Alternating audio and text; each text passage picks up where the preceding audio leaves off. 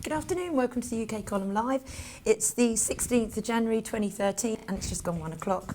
Myself and Mike are here again, as Brian will hopefully be back in tomorrow. What's the weather doing, Mike? Haven't got a clue. Oh, I'll tell you then. It's cold still and probably getting colder and hopefully snow. So there you go. I'm going to start the show today with regards to HMV. It's under fire as it's refusing to accept any gift vouchers that it was selling on Monday. The retailer has struggled in the face of growing demand for digital downloads. The company had a poor Christmas sales. They saw its sales drop by 35%. There are 300 odd stores, 4,350 staff are facing uncertainty with regards to their employment. The chief executive of HMV, who coincidentally was also the former head of Jessop's, which collapsed last week, insists the company will be saved.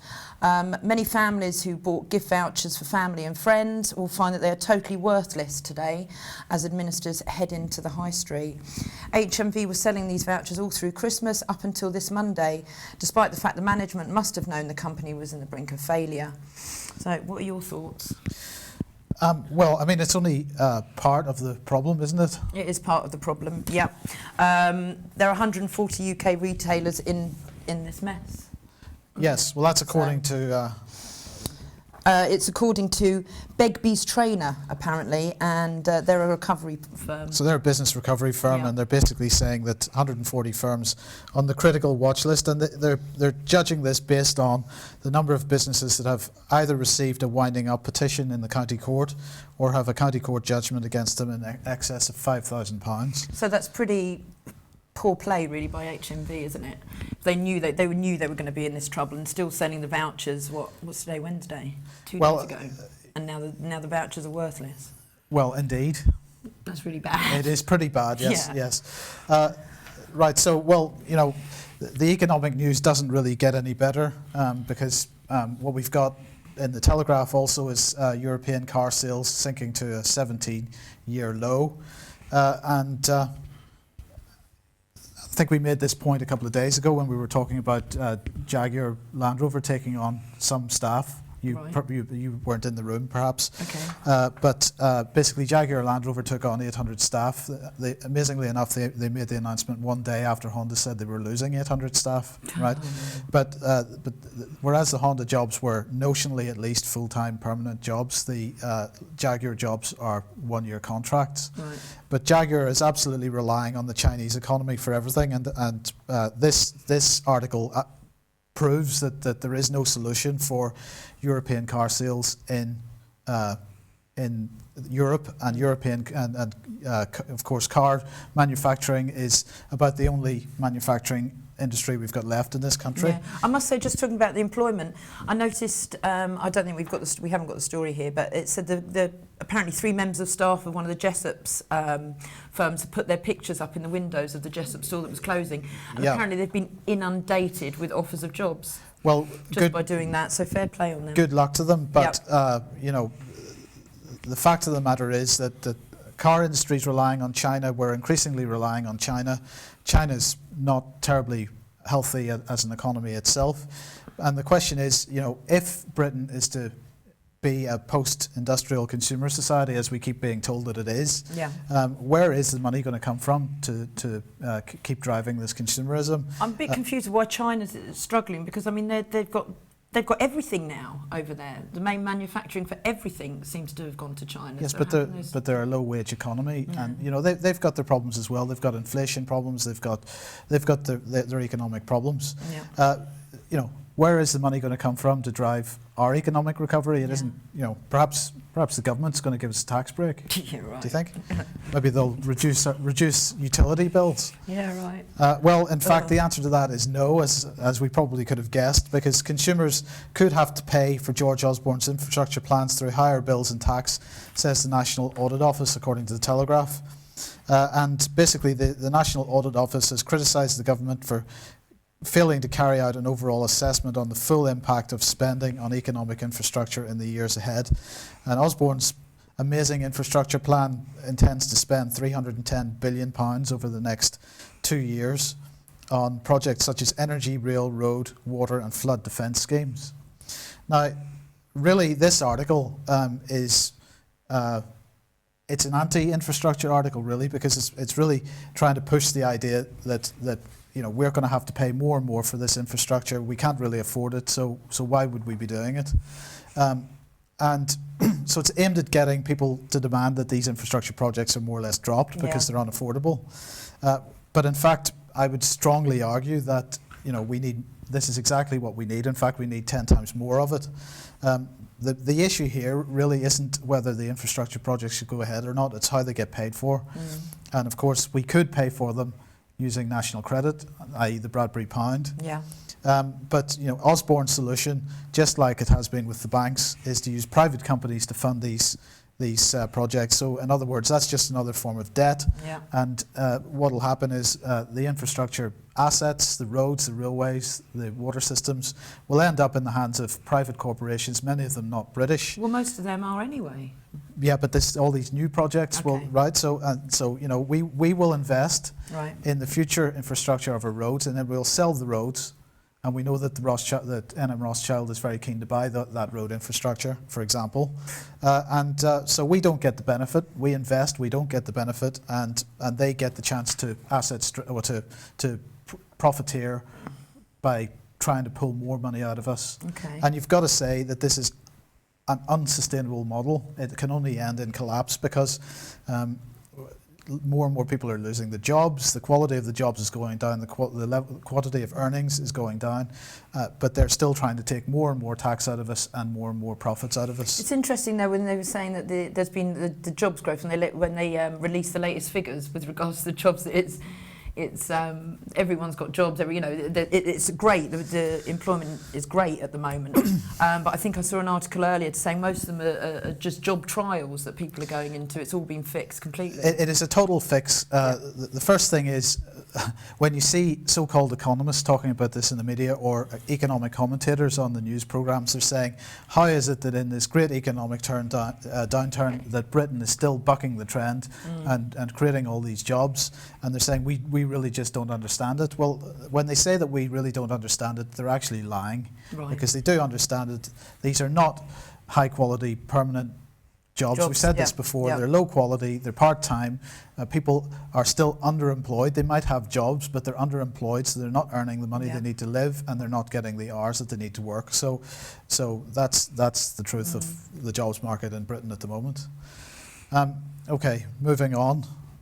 It doesn't get better for Osborne because according to the Belfast Telegraph here, UK credit rating faces pressure over debt pile. Well, this has been in the media quite a lot. It's going to continue to be in the media because they're preparing us for the fact that we're going to lose our so-called AAA rating, like it really matters.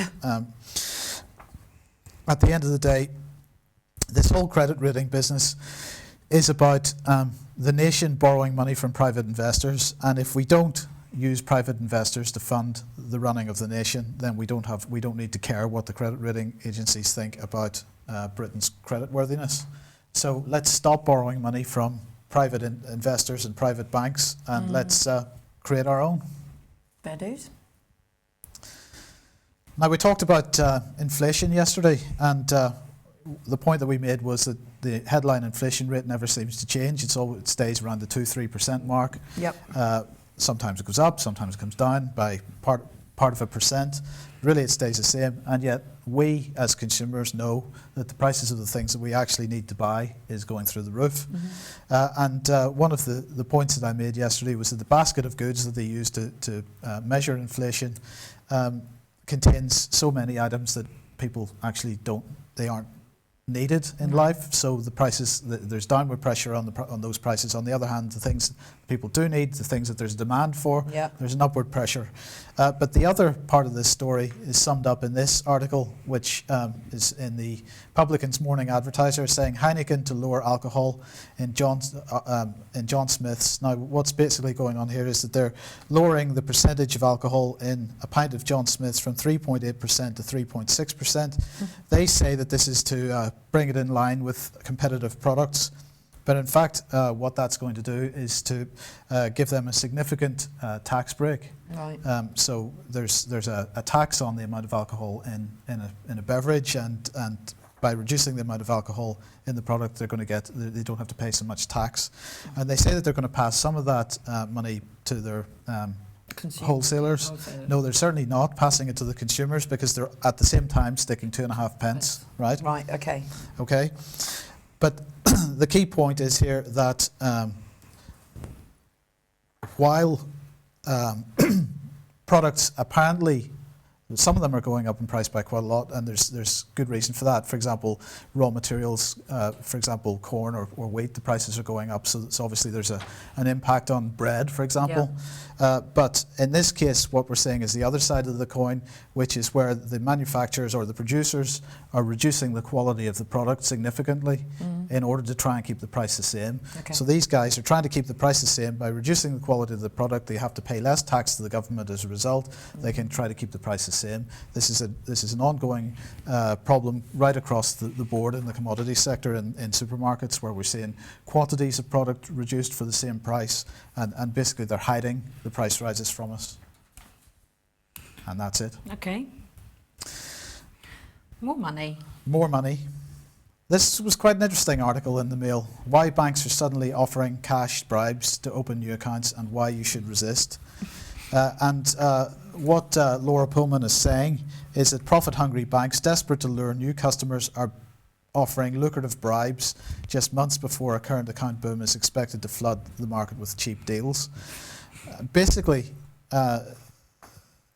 what is going on here is the banks are bankrupt. We've been saying it for a long time. And they want your money. So there's a massive high street war going on at the moment to get your money.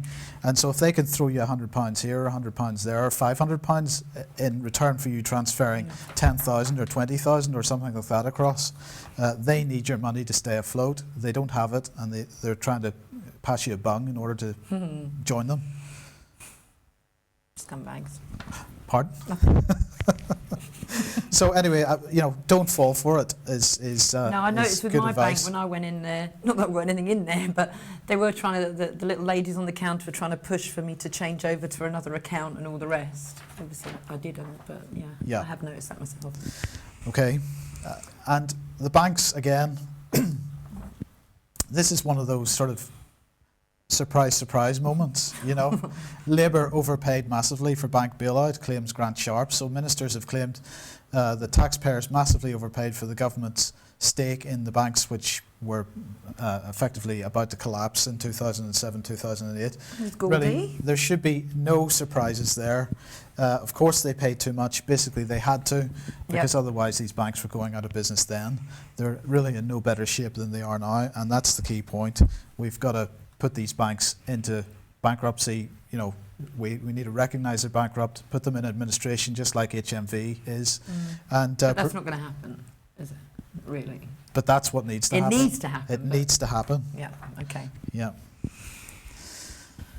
Okay. Francis Maud, Brian's friend. Right. Well, this is fascinating, because everywhere you look now, there is pressure on the civil service, and it's really incredible the language that's being used. For example, even Tony Blair is getting in on it. So this week he said that the civil service is hopelessly bureaucratic and no longer fit for purpose. Time has passed them by, he said. Now, if you're a civil servant, junior or senior, how is that going to make you feel about your job? Yeah, right? Not great. Not great.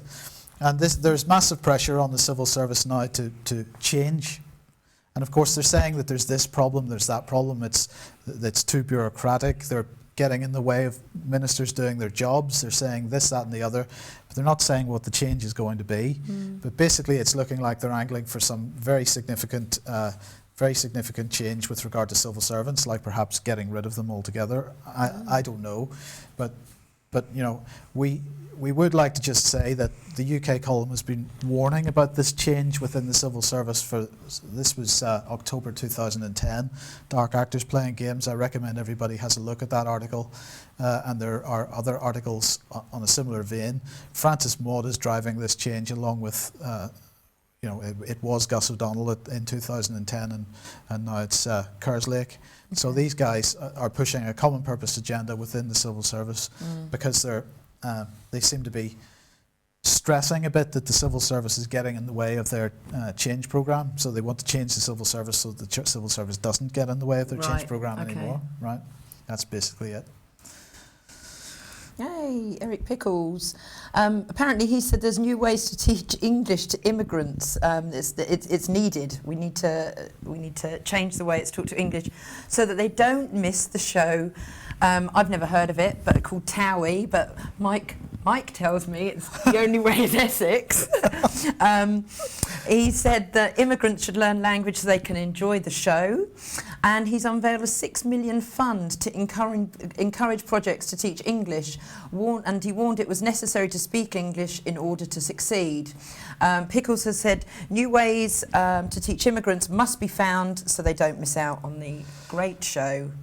So, where's Essex? So am I the only person that should feel pretty offended by this, man? No, I'm very offended because by it, actually.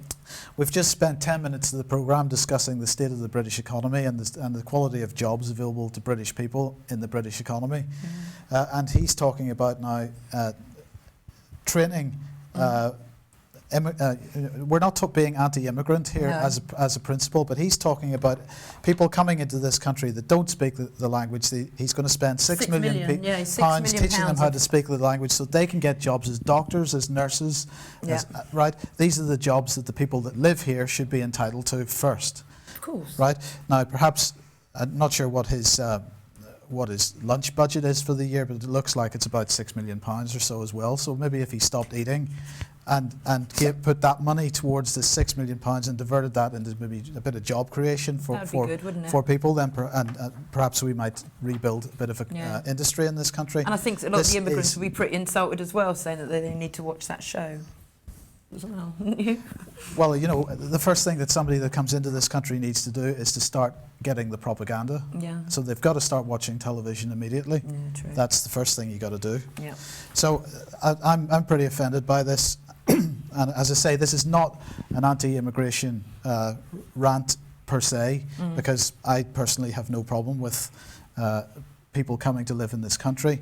But if people are going to come to live in this country, it should be for the right reasons. We should have an economy that can support them and an infrastructure that can support them. And it shouldn't be in order to get cheap labour into the country. That is absolutely the wrong thing, in my opinion. Oh. Well, I haven't seen him for a while. Indeed.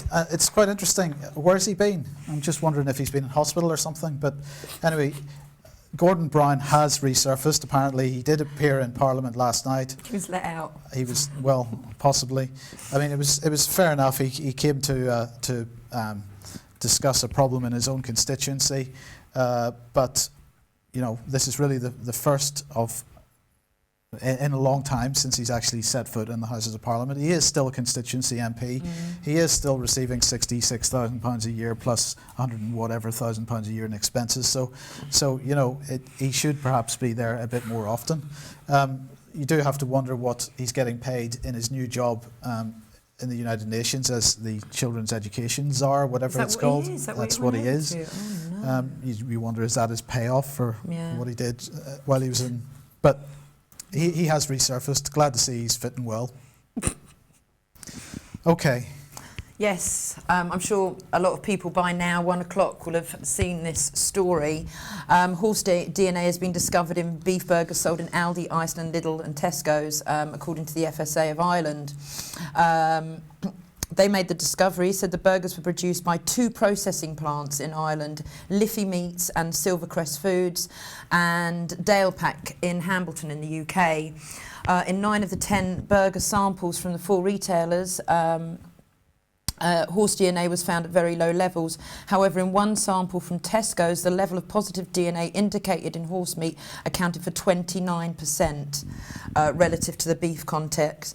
A spokeswoman for Tesco's said the grocer was working with authorities in Ireland and the UK and with the suppliers concerned to ensure that type of contamination will not happen again. What's concerning is that products... what concerns me is that we know that pig's DNA has been found in there, and their excuse for that is Danepack uses, you know, different meats are processed. But how can Danepack and Silvercrest and Liffey come out to explain about the horse meat? Yeah, I mean, you might you can use the excuse with pork. Yeah, in the same way that some products that are manufactured in the same processing plant, for example, peanuts, can't be guaranteed to be not in a particular product because that particular, although it doesn't actually contain peanuts in the ingredients, could contain some residue. You might expect in a meat processing plant that you might get where there's pork and beef. Exactly, yeah. But how on earth have they got the horse DNA in there? I would say two things. First of all, go vegetarian. No. I certainly would not say that. But I also wouldn't be buying beef burgers from Tesco. Well, after the story yesterday anyway, I mean, you shouldn't be feeding your kids anyway from the story yesterday because of the damages it can do in health. And now this story kind of comes out with this. For me personally, it's more of a reason to go vegetarian, but I know you don't feel the same about that, so we won't go into that one today. Indeed. Okay. Again, aspartame now, health and stuff.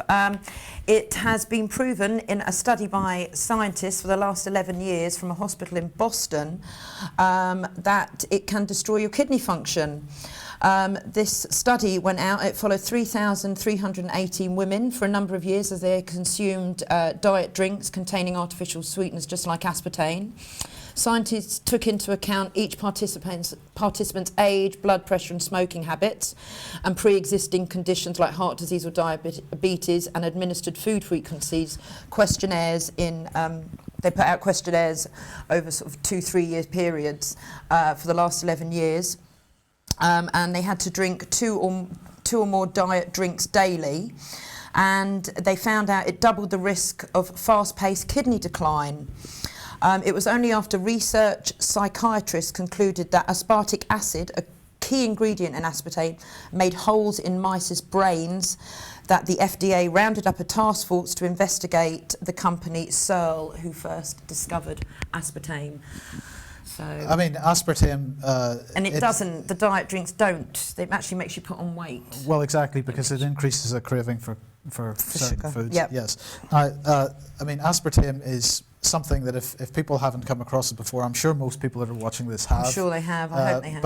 But absolutely, if you're unfamiliar with the story of aspartame, and particularly the story of how aspartame got its safety approvals and the Donald Rumsfeld. Well, exactly. I strongly recommend people have a look into the history of the product. Yeah, and I will just give a little bit of a background. It's genetically modified creation, has been implicated in a number of studies as potentially causing tumours, seizures, brain holes and reproductive problems, and the mainstream media will not report on the link between cancer and aspartame either.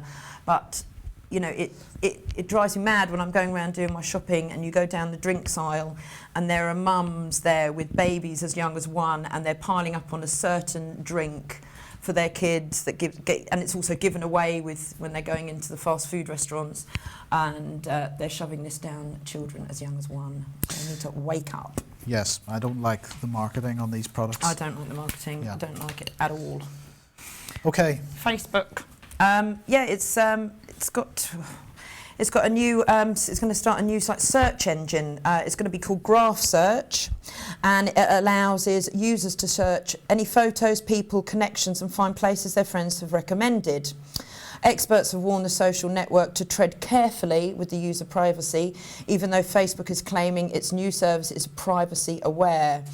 It can even be used to find your friend's most embarrassing baby pictures. The service uses intelligent interpretation to allow you to find friends by interest. For example, Facebook suggests typing in a text such as friends who like Star Wars if they're planning a film night. It will appear as a bigger search bar at the top of each page. And it's just more ways for them to spy on you, I do believe. Bottom in my line, opinion. Look, bottom line is Facebook is a data mining company. I know, it's there to mine you as you are the product. Yeah. Everybody using Facebook is the product. And then they sell all that off to... These search engines are being developed in order to allow third parties, whether it be governments or companies, corporations, to profile individuals and therefore do whatever they need to do, whether that be marketing or whatever else. Facebook is not your friend. Google is not your friend. Use them if you must, but be aware of what they are. Best way to deal with Facebook, poison the database. That's come from Mike. Okay.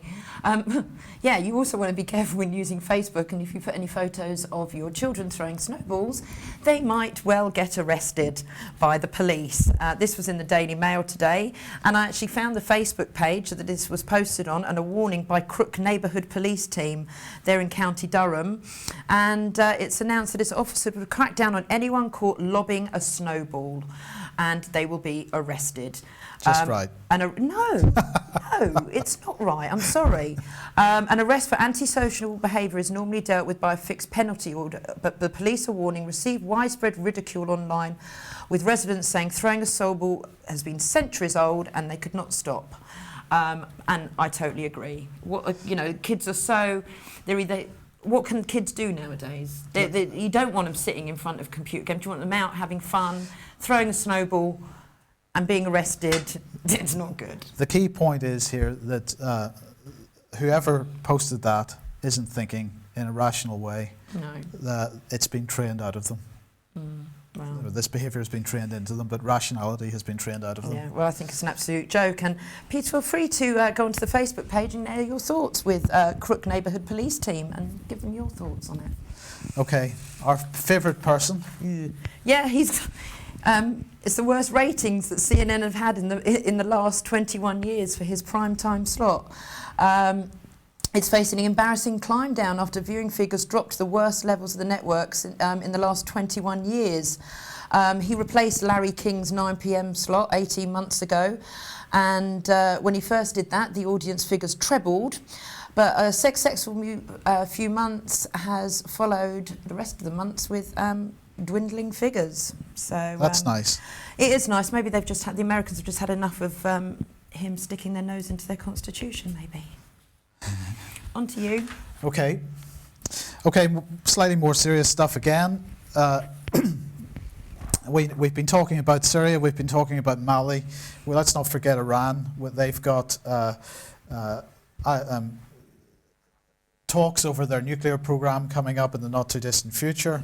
But again, they're trying to make the point that they have no intention of turning their nuclear program into a weaponized program. This is about nuclear power for the nation.